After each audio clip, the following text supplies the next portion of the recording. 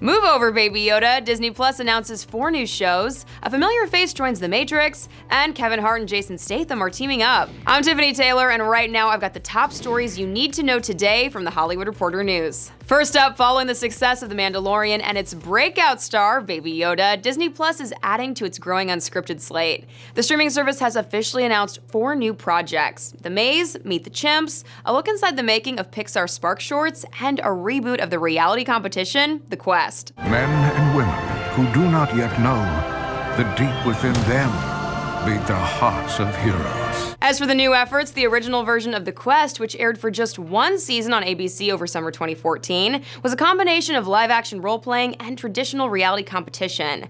Like the original, the reboot will be filmed at a castle outside Vienna, though this time the cast will be made up of teenagers. The original The Quest was well-reviewed but struggled to find an audience on the broadcast network. Meanwhile, the competition show The Maze will follow 5 teams, each one consisting of an adult and a teen relative, as they solve riddles and puzzles on a journey through European cities.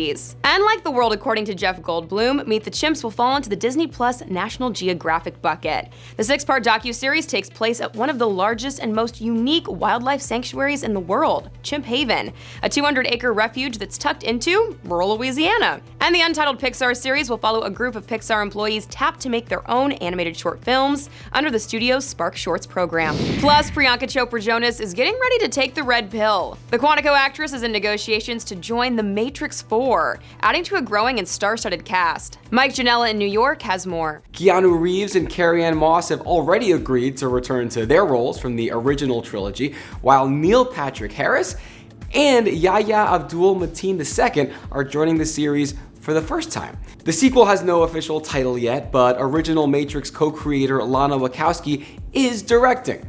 Jumping into the world of Neo and Trinity and the Architect isn't the only thing on Chopra Jonas's plate right now.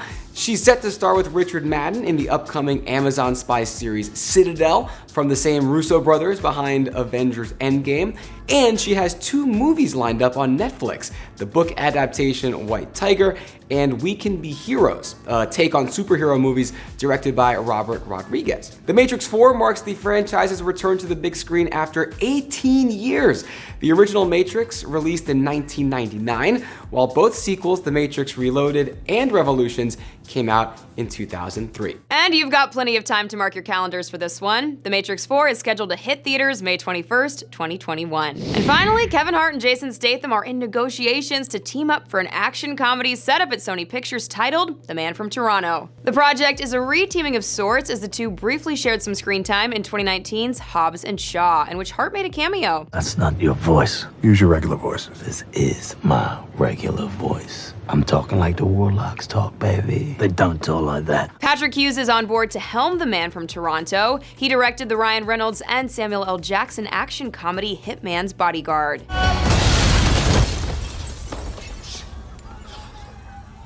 Jesus Christ!